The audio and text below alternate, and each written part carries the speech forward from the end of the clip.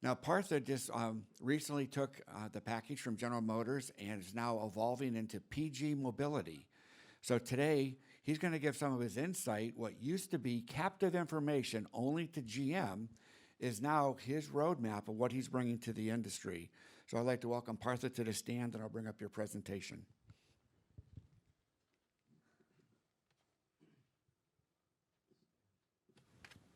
All right. Thank you so much. Just to click down. All right, so I'm obviously. Hold a mic or stand there? How's that? Better? No.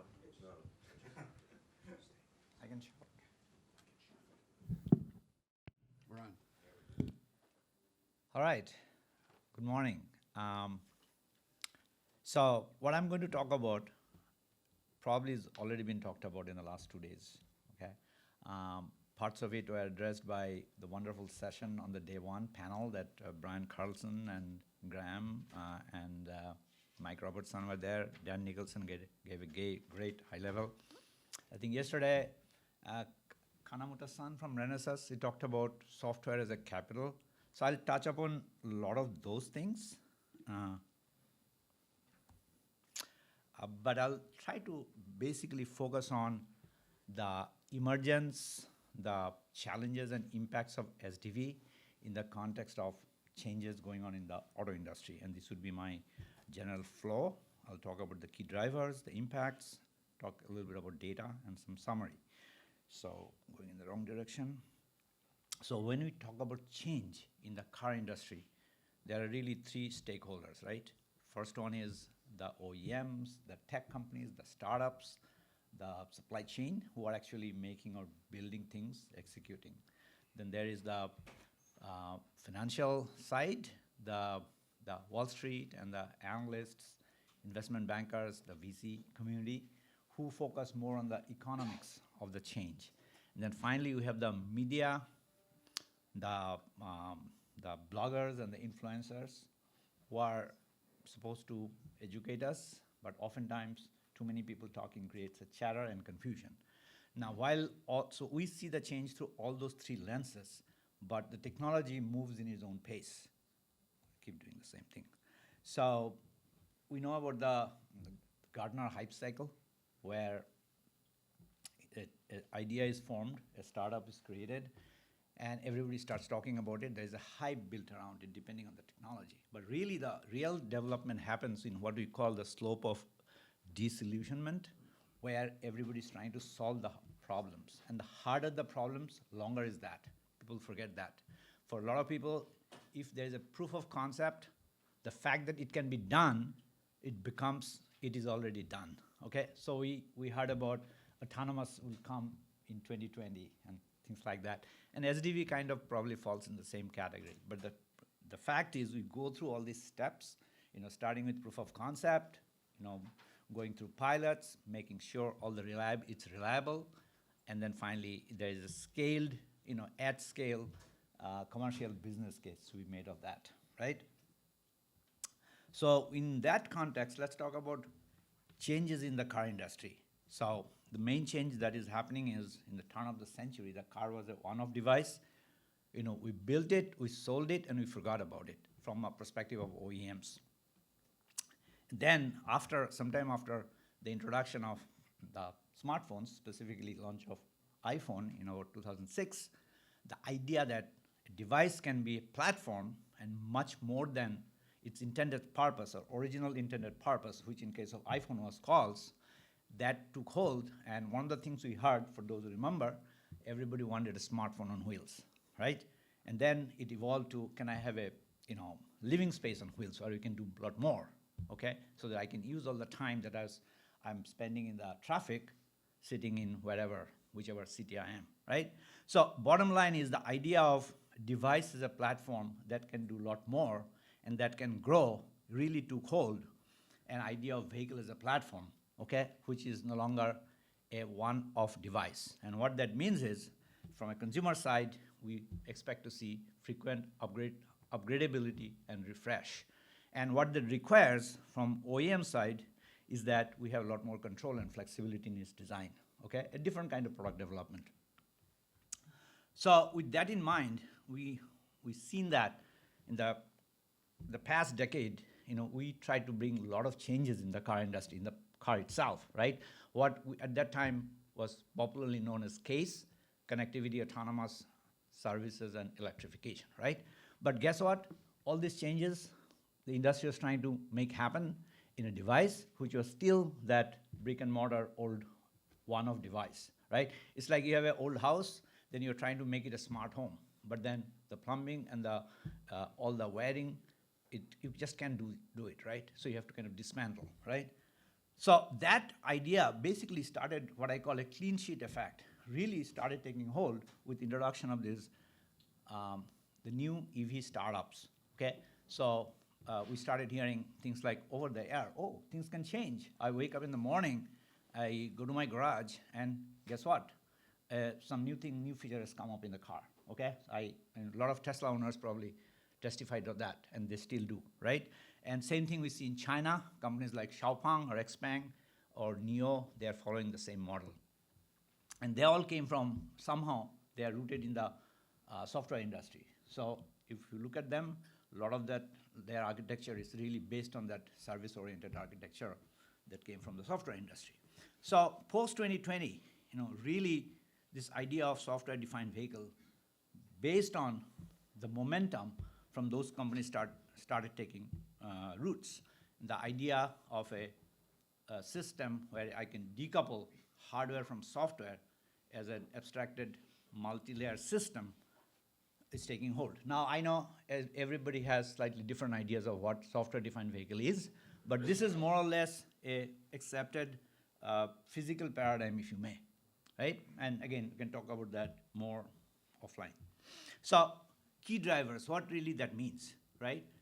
So if you consider the current architecture of many ECUs in the vehicle, right?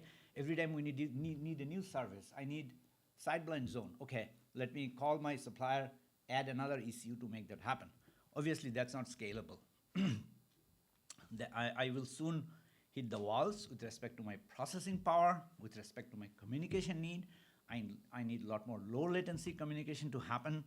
And finally, I need to decouple my hardware and software, right? So basically, that's gone. That kitchen sink approach of adding, which is not scalable, is gone, right? So another question in this regard is, so is EV really catalyzed this transition to SDV, right? And I think that also came up in various sessions yesterday and day before. The thing is, yes, a lot of the new EV startups, they are rooted in the software industry. They brought some of the core ideas. And it is true that EVs, by virtue of their design, they offer a lot more modularity, and they have fewer constraints in terms of the way we design them. So yeah, there is a natural fit, but that doesn't mean EVs and SUVs are kind of twins, right? So that's the point I'm trying to make. But they happen to be the first adopters of the SDV architecture. So for the rest of the industry, as we started looking into making those changes, we hit multiple roadblocks, right? And one of them is supply chain, okay? So we have a very over-optimized system in the industry. I need an ECU. Well, I already have a supplier who has developed it over years. And as a black box, I can just plug it in, right? But the problem is those are not transferable. Those ECUs or those components are not transferable for many reasons. And one of them is there is variation in the way the various suppliers write codes. I can't just plug out something from supplier X and plug back in something from supplier Y. And during the chip shortage of the last 2 years, that became a kind of a real bad pain for the OEMs, right? Because I can get chips supplied, but I don't have the codes, right? And I can't write it myself, right? So those are the fundamental change, and we are all tied to this rigid tiered supply structure, right? Tier 1 at the top, and then tier 2, tier 3, et cetera. So the changes that OEMs are trying to make right now with mixed success is first in the integration, trying to take more control, direct control, trying to change our product development in a more agile manner, right? Where I'm not necessarily just washing my hands off and I really need to stay with the product for as long as it stays in the ownership cycle. And then that requires me to have some new skills, specifically in the software. And also how I work with my supply chain, okay? I don't have some of those capabilities, so I have to partner with whoever that be, whether it's existing tier one or some new technology companies. In some cases, we know companies like Qualcomm and NVIDIA, they are beginning to act like they are tier ones in terms of their engagement with the car OEMs, right? Some OEMs are designing or trying to design their own hardware and so on and so forth. Bottom line, that is changing the industry from a vertically integrated system to from a horizontally integrated system to a more vertical integrated system, right? Okay, so point I'm trying to make, that there is an emerging value chain that we all have to adjust to, right? Or take advantage of or contribute to, right? From the tiered structure, I see emerging of what I call more of a network, where the players are different. Yes, tier one still have a big role to play, but then they may not be at the top of the decision cycle anymore.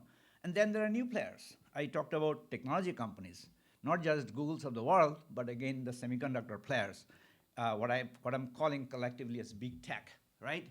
And then there are incubators and accelerators of the startup world. They are an integral part of the system right now, value chain right now. So 4 distinct changes. OEMs are taking bigger roles. Suppliers, tier one, they are rescaling them. If you know the history of Aptiv, it was a full traditional tier one.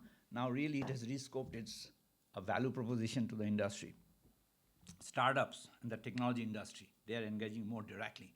So if you look at 2 particular parameters, vertical integration, which I mentioned, and new talents, software talents that we need, and kind of put them into access, we see that the industry in general is a journey from that bottom left corner to the right, where I work in a more tiered structure, to something where I have more control on how I integrate and design my vehicle system, right?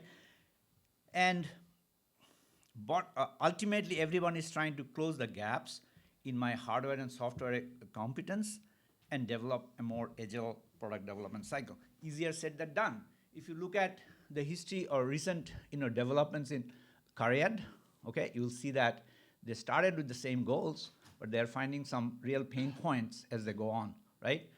So, and you can basically take all the OEMs in the industry and start putting them on this scale. They will, fit somewhere. Maybe Teslas would be more on the right top, et cetera, et cetera. But my point is those things would be changing because we are still at an early point of the journey. Now, Wards Auto, over the last few months, they did a survey, and they had 8 or 9 parameters. Based on that, they put all these vehicles, in some order. And some of them are more on the left, and some of them more on the right. Now, depending on if you are OEM somewhere, don't lose heart, because I think this ratings will change. Yeah. Is that a self-ranking, or is that somebody else did the ranking? That's an SD Wards Auto, not mine. Okay, so there's a published report. You should be able to get it. They describe all the methodology and how they did it. But my point is, they have these leaders and strong contenders, blah, blah, blah. To me, it doesn't matter. I think the main thing is it's EV only and clean sheet versus more traditional, okay? And you can be on the left side or the right side, and the folks on the right side will probably continue to change. Some will become better, some will struggle, right? And that's the journey we are on as an industry. So while all these things are happening, there are other things happening, okay? Which is, again, this what used to be a tension between the technology industry and the car industry, right? And in the earlier years, I as a car industry representative would always hear that you guys are all very stodgy, you can't innovate, and blah, blah, blah, blah, blah. Some of it is true, okay? And there are reasons for that. I can't launch a product in 1 year, just like I can't launch a pharmaceutical product in 1 year, right? So if I'm producing a drug, just because it works in the lab, doesn't mean I can release tomorrow for public use. That's why we have Food and Drug Administration, right? So, but at the same time, technology industry brought a lot to the table. They literally accelerated the pace. Everything I talked about so far, we won't be here today without direct engagement from the tech industry, the semiconductor players, the startups from Silicon Valley and all that. So I think what the change that I'm seeing is there is better and much better mutual appreciation of the challenges and complexities of the two industry, and specifically about safety and reliability. So the idea that a car is not going to be a smartphone on wheels, okay? It has to be something else. And that, I think, is taking bigger roots. I think there's better understanding of the two sides. There are more software talent and technology leadership migrating to the automotive. In Ford, we have Doug Fields, who came from Apple. In GM, we have Mike Abbott, who came from there as well.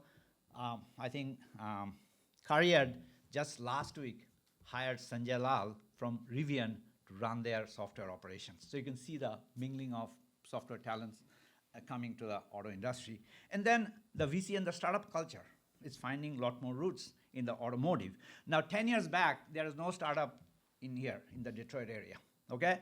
Today, last ranking I looked at, Detroit is actually 22nd nationally, in terms of startups, okay? I think there are right now more than 300 active startups in Detroit. Not all of them in automotive, but it was unthinkable just short 10 years back, right? And internationally, Detroit is actually 56th. And if you include Tel Aviv and Berlin and Tokyo and Shanghai, whatnot, so that's not bad for a place that had nothing. So bottom line is we have a much more robust bridge between tech industry and auto industry, evolving, okay? That's a good thing. So that's really what I wanted to share. One last two comments. Where is data? Where does data fit in this whole discussion, right? And we all understand, and this has been talked many times over the last 2 days, that SDV is an enabler for better data management in the car, whether it's collection or use of it, use cases that we talked about, all right?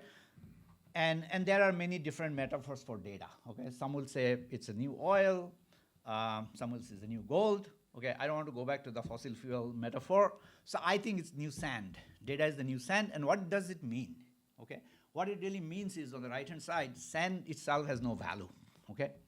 Okay, well, you can use sand for different things, but in general, it's not that much value. The value comes as you kind of switch it to, create silicon out of that, create chipsets out of that, create technology out of that, right? And then eventually you make money of that as well.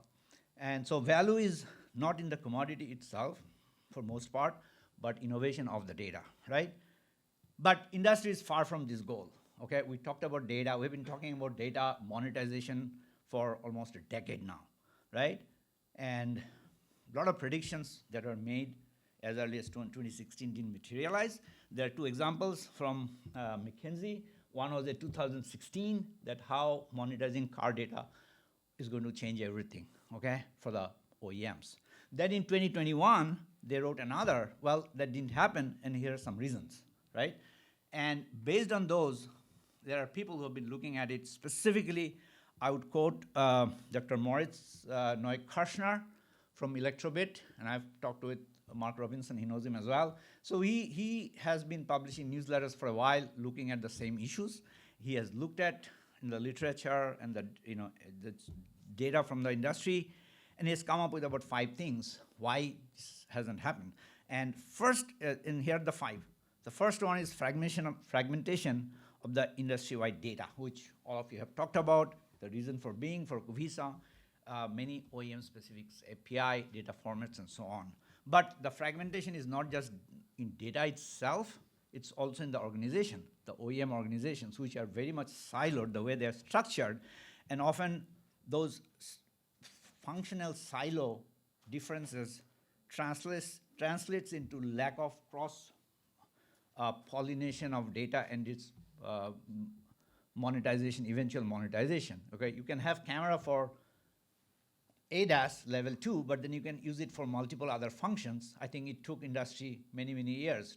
I can tell you from my perspectives in how it developed in GM.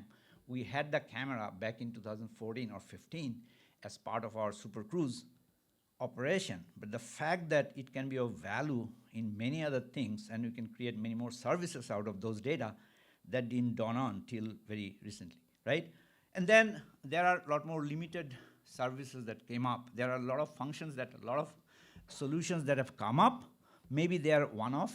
Maybe somebody came up with a UBI solution, or maybe somebody had a deal between Visa and some gas station chain, and maybe one OEM did some solution, the e-commerce gas payment solution, but that didn't really translate into industry-wide adoption, right? So open standards API and the interoperability between them are really the core to make this dream of data monetization happen, which really hasn't happened after 10 years of discussion around that.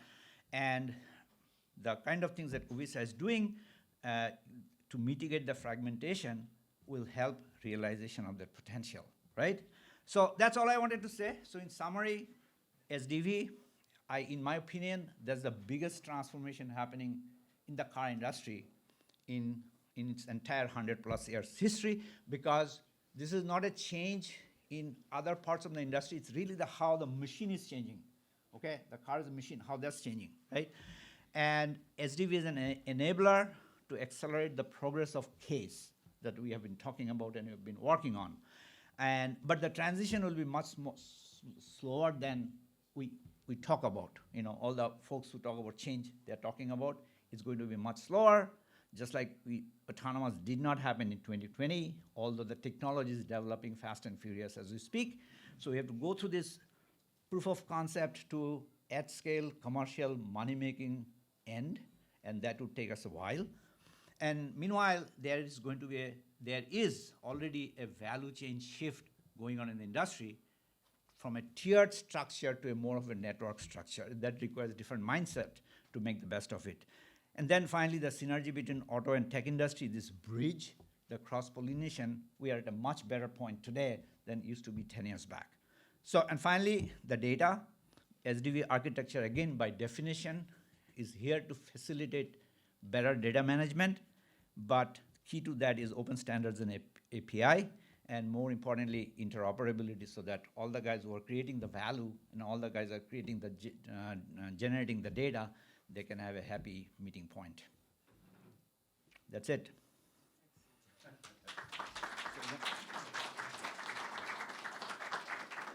Partha, I'd like to thank you for the microphone not being on this one.